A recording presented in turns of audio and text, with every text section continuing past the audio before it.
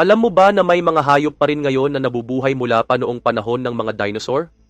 Para itong pagkakaroon ng isang totoong time machine?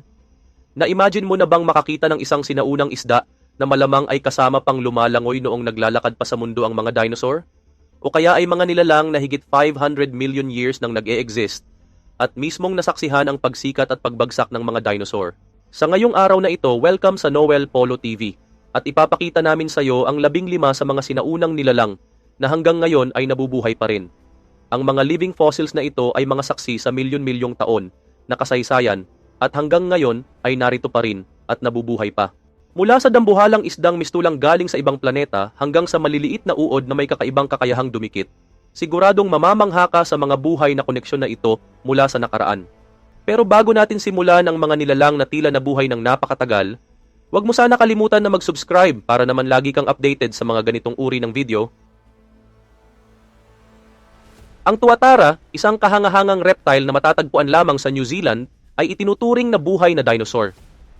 Kahit mukha itong lizard, hindi talaga ito kabilang sa pamilya ng mga lizard, kundi sa isang natatanging grupo ng reptile na tinatawag na Sphenodontia na namayagpag mga 200 million years na ang nakalipas.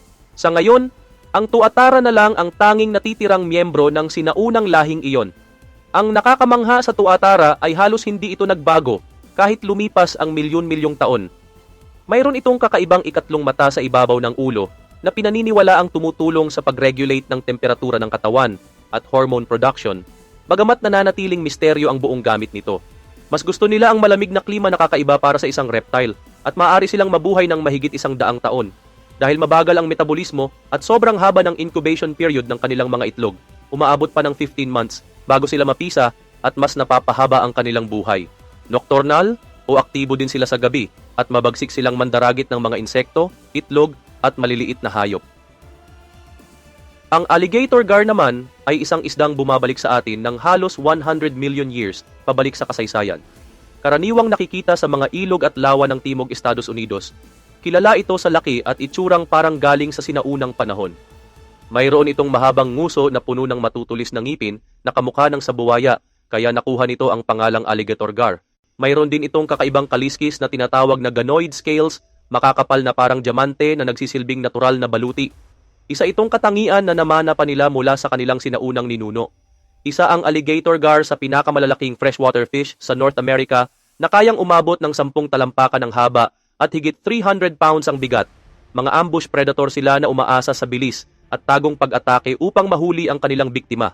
Kabilang dito ang mga isda, ibon sa tubig at maliliit na mammals. Pero kahit nakakatakot ang hitsura at matindi ang pangangaso nila, bihira silang magdulot ng panganib sa tao maliban na lang kung sila ay gagambalain.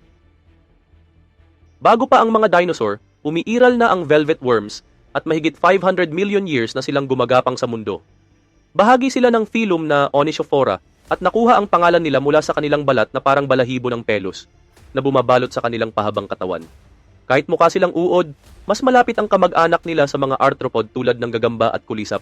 Karaniwang umaabot sa 0.5 hanggang 8 inches ang haba nila at nakatira sa mga tropical at subtropical rainforest, partikular sa mga mamasa-masa at malilim na lugar. Nocturnal hunters din sila na may kakaibang paraan ng pagdakip ng biktima. Naglalabas sila ng parang pandikit na likido mula sa glandula malapit sa bibig para ipitin ang kanilang huli na karaniwan ay maliliit na insekto at iba pang invertebrates.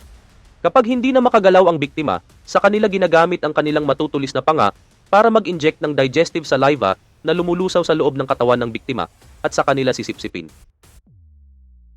Ang emperor scorpion na may pinagmulan pang umaabot sa 300 million years ay isa sa pinakakilala at pinakatanyag na miyembro ng pamilya ng mga alakdan. Matatagpuan sila sa mga rainforest at savanna ng kanlurang Africa at kabilang sa pinakamalalaking species ng alakdan sa buong mundo. Umaabot sila ng hanggang 8 inches ang haba, may makintab na itim hanggang madilim na asul na katawan, at malalaking sipit at makamandag na buntot. Karaniwang gamit nila ang kamandag na ito para depensa at pagpigil sa kanilang biktima. Sa kabila ng nakakatakot nilang itsura, banayad lamang ang kamandag ng emperor scorpion para sa tao, dahilan kung bakit madalas silang alagaan bilang exotic pet. Ang talagang kakaiba sa kanila kumpara sa ibang modernong alakdan ay ang kanilang napaka-primitibong body structure na halos hindi nagbago sa napakahabang panahon ng ebolusyon. Karaniwang pagkain nila ang mga insekto at gumagamit sila ng kakaibang paraan sa pangangaso at nadidiskubre nila ang biktima sa pamamagitan ng panginginig ng lupa. Kapag naramdaman nila ito, mabilis nilang sinasakmal gamit ang sipit. At kung kinakailangan, tinutuhog ng kanilang makamandag na buntot. Ang Australian ghost shark naman na kilala rin bilang elephant shark ay isang misteryosong nilalang na matatagpuan sa malalim na dagat sa paligid ng Australia at New Zealand. Nabuhay na ito sa karagatan ng halos 400 million years, kabilang sa grupo ng mga cartilaginous fishes gaya ng shark at sea turtles, pero kakaiba ang ghost shark dahil sa natatangin nitong landas ng ebolusyon.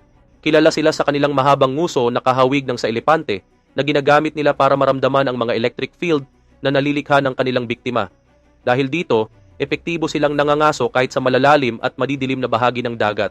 Karaniwan nilang kinakain ay maliliit na isda at invertebrates na dinudurog gamit ang kanilang plate-like teeth na espesyal na nakaangkop sa ganong pagkain. Bagaman sinaunang uri, hindi sila kasing laki ng totoong pating at karaniwan ay umaabot lang ng 4 na talampakan ng haba. Mas malambot at mas flexible ang kanilang katawan kumpara sa ibang species ng shark at pinaniniwalaang ito ang tumulong sa kanilang kaligtasan sa napakaraming pagbabago sa mundo mula noon hanggang ngayon. Ang echidna naman na tinatawag ding spiny anteater ay isa sa mga kahangahangang halimbawa ng sinaunang hayop na hanggang ngayon ay naririto pa rin. Nabubuhay na sila ng halos 110 million years at nakaligtas sa panahon ng mga dinosaur at nasaksihan ang pag-usbong at pagkawala ng napakaraming species. Kasama ng platypus, sila lamang ang natitirang miyembro ng sinaunang grupo ng mammals na tinatawag na monotremes, mga mamal na nangingitlog. Kilala ang echidna sa kanilang tinik-tinik na balahibo na nagsisilbing proteksyon laban sa mandaragit. Karaniwan nilang kinakain ay mga langgam at anay gamit ang kanilang mahabang dila na sobrang lapot at malagkit. Mayroon din silang malalakas na paa na may matitibay na kuko, kaya mahusay silang maghukay, hindi lang para maghanap ng pagkain kundi pati na rin bilang depensa kapag may panganib. Dahil dito, nakapag-adapt sila sa iba't ibang kapaligiran sa Australia at New Guinea, mula sa mga yelong bundok hanggang sa tigang na disyerto na patunay ng kanilang kamanghamanghang kakayahang mabuhay. Matagal nang inakala ng mga siyentipiko na tuluyan nang nawala ang silicant kasabay ng mga dinosaur, mga 65 million years na ang nakalipas. Pero noong 1938, laking gulat ng buong scientific community nang muling madiskubre itong buhay pa sa baybayin ng South Africa. Tinatawag na living fossil, ang silicant ay nagbigay ng napakahalagang impormasyon tungkol sa kasaysayan ng ebolusyon ng ating planeta. Malalaki itong nilalang sa kailaliman ng dagat na umaabot ng hanggang 6 na talampakan ng haba at halos 200 pounds ang bigat. Kilala sila sa kanilang kakaibang lobed fins na gumagalaw na parang mga paa, na nagbibigay ideya kung paano unti-unting nagtransisyon ang ilang hayop mula dagat papuntang lupa.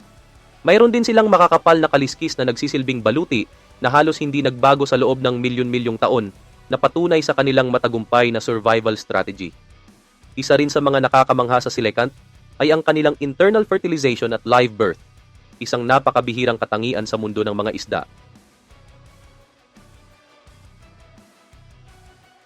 Isa pang kamangha-manghang survivor ay ang horseshoe crab, na may pinagmulan pang umaabot sa mahigit 450 million years na mas matanda pa kaysa sa mga dinosaur. Isa sila sa pinakamatandang uri ng hayop na buhay pa rin sa mundo ngayon. Madali silang makilala dahil sa kakaibang helmet-shaped shell at mahabang buntot na parang tinik. Bagamat tinatawag silang crab, mas malapit ang lahi nila sa gagamba at alakdan kaysa sa totoong alimango. Karaniwan silang nakikita sa mababaw na karagatan, sa mga mabuhangin o maputik na ilalim, kung saan kumakain sila ng bulate at maliliit na invertebrates. Ang kanilang dugong asul ay napakahalaga sa medisina dahil naglalaman ito ng sangkap na kayang makadetect ng bacterial endotoxins na ginagamit sa pagtest ng kaligtasan ng mga gamot at bakuna. Tuwing tagsibol, nagsasama-sama ang libu-libong horseshoe crabs sa mga dalampasigan para mangitlog sa buhangin. Ang mga itlog nila ay nagiging pagkain ng iba't ibang predator, lalo na ng mga migratory birds na umaasa rito bilang pangunahing source ng nutrisyon. Ang lamprey naman ay parang nilalang na galing sa bangungot na may nakakatakot na bilog, na bibig na puno ng matutulis na ngipin pero wala itong panga. Isa itong sinaunang isda na nabubuhay na ng higit 360 million years. Kilala sila sa kanilang funnel-shaped mouth na ginagamit nilang dumikit sa ibang isda at sumipsip ng dugo at body fluids ng mga ito. Matatagpuan ang lamprey sa maraming bahagi ng mundo, sa parehong coastal waters at freshwater rivers. Mayroon silang kakaibang life cycle at nagsisimula sila bilang maliliit na larvae na nakabaon sa malambot na ilog at nabubuhay sa pamamagitan ng pag-filter ng microorganisms. At minsan, ilang taon itong tumatagal bago sila maging ganap na adult. Kapag nag-transform sila, nagiging kilalang parasite sila na dumidikit sa ibang isda, kumakain ng dugo at laman. Pero matapos lang ang maikling panahon ng pagpapakain, agad silang nagre-reproduce at pagkatapos ay namamatay. Sa kabila nito, nakaligtas sila sa napakaraming pagbabago ng mundo sa loob ng milyon-milyong taon, patunay sa kamangha-mangha nilang kakayahang mag-adapt. Ang cassowary, na madalas tawaging pinakamapanganib na ibon sa buong mundo, ay isang tuwirang inapo ng mga dinosaur. Para silang buhay na larawan ng sinaunang panahon at matatagpuan sila sa tropical forests ng New Guinea at Hilagang Australia. Kilalang kilala ang cassowary sa kanilang kakaibang itsura na may matingkad na asul na balat sa leeg at ulo at may parang helmet na tinatawag na kaske sa kanilang bungo. Malalaki sila at hindi nakakalipad at karaniwan ay nag-iisa lamang gumagala sa gubat. Frugivorous sila na ang ibig sabihin ay pangunahing prutas ang kinakain nila at mahalaga ang kanilang papel sa pagpapakalat ng mga buto sa kagubatan. Sa kabila ng kanilang makukulay na anyo, likas na mahiyain at mapag-isa ang cassowary. Pero kapag nakaramdam sila ng banta, lalo na tuwing breeding season, nagiging sobrang agresibo sila. Mayroon silang napakalakas na binti at matatalim na kuko na isang sipa lang mula sa kanila ay pwedeng makapinsala ng malubha, hindi lang sa hayop kundi pati sa tao. Ang jellyfish ay kabilang sa mga pinakamatandang nabubuhay na nilalang sa mundo na may mga fossil na umaabot sa higit 500 million years. Mas matanda pa sila kaysa sa mga dinosaur at mula noon hanggang ngayon, nananatili silang mga survivor mula sa kailaliman ng panahon. Matatagpuan sila sa lahat ng karagatan ng mundo, mula sa ibabaw ng dagat hanggang sa pinakailalim na kailaliman. Binubuo halos ng tubig ang kanilang katawan, dahilan kaya't parang malinaw o translucent ang itsura nila. Wala silang utak, puso o buto, pero napakahusay nilang manghuli ng pagkain. Ginagamit nila ang kanilang tentacles na may mga stinging cells para paralisahin ang mga isda at maliliit na invertebrates. Nakakabilib din ang kanilang life cycle dahil may yugto sila kung saan nag-e-exist bilang solitary organism. At may yugto rin na nagiging bahagi sila ng colonial form depende sa kanilang stage ng buhay. Ang sturgeon ay isa sa mga sinaunang isda na nabubuhay pa hanggang ngayon, na nagsimula pa noong Triassic period, kasabay ng mga dinosaur. Dambuhala ang mga ito na may mahahabang katawan, matitibay na kaliskis, at kakaibang mga bony scutes na nagsisilbing proteksyon. Isa sila sa pinakamalalaking freshwater fish, na may mga species na umaabot ng 12 feet ang haba at higit 1,000 pounds ang bigat. Matatagpuan sila sa mga ilog at lawa ng Eurasia at North America. Mabagal silang lumaki pero sobrang haba ng buhay at ang ilan sa kanila ay nabubuhay ng higit sa 100 taon. Mahalaga sila sa ecosystem ng tubig dahil kumakain sila ng iba't ibang maliliit na isda at invertebrates na nakakatulong para balansehin ang populasyon. Pero higit silang kilala dahil sa kanilang roe o itlog na ginagawa bilang caviar, isang napakamahal na pagkain at luxury delicacy. Sa kasamaang palad, ang mataas na demand sa caviar ay nagdulot ng overfishing na labis na nakabawas sa kanilang populasyon. Kaya ngayon, napakahalaga ng conservation efforts para sa kanilang kaligtasan. Ang platypus ay isa sa mga pinakakakaibang hayop sa buong mundo. Pinagsasama nito ang katangian ng mga mammal, ibon at reptiles sa iisang nilalang. Matatagpuan ito sa silangang Australia kabilang na ang Tasmania. Matagal na itong pinag-aaralan ng mga siyentipiko dahil sa mga natatanging katangian nito na nagsasalamin ng mahigit 200 million years ng ebolusyon.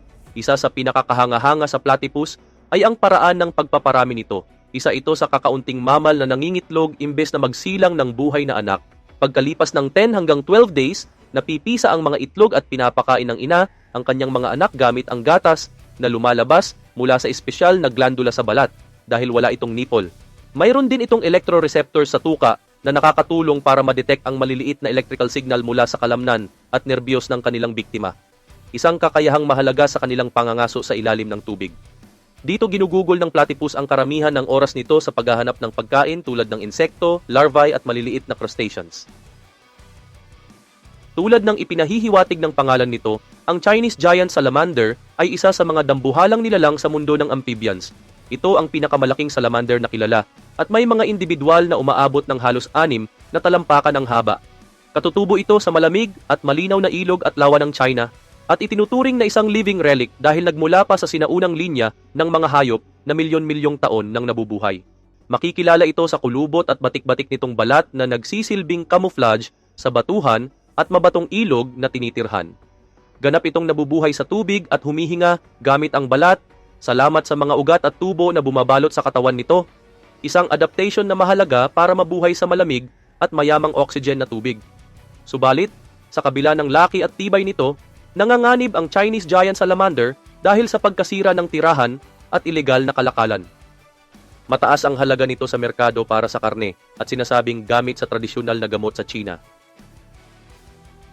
Ang goblin shark naman ay isa sa mga pinakabihira at misteryosong nilalang ng karagatan.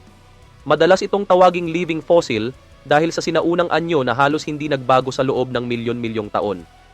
Kilala ito sa kakaibang haba at patag ng nguso na nagsisilbing sensory organ upang maramdaman ang electric fields na nililikha ng ibang hayop sa dagat. Mahalaga ang kakayahang ito lalo na at nakatira ang goblin shark sa malalalim na bahagi ng dagat na umaabot pa ng mahigit 3,000 feet kung saan madilim at walang liwanag. Mayroon din itong kakaibang jaw na kayang umusli at mabilis na sumalakay para hulihin ang biktima. Isang napakabisang adaptation para makahuli ng isda at pusit sa kailaliman. Maputla at parang multo ang kulay ng balat nito dahil kulang sa pigment na katangian na karaniwan sa mga hayop sa malalim na dagat. Malaki rin ang atay nito na puno ng low-density oils at hydrocarbons na tumutulong para lumutang ito ng halos walang effort at hindi masyadong gumagastos ng enerhiya.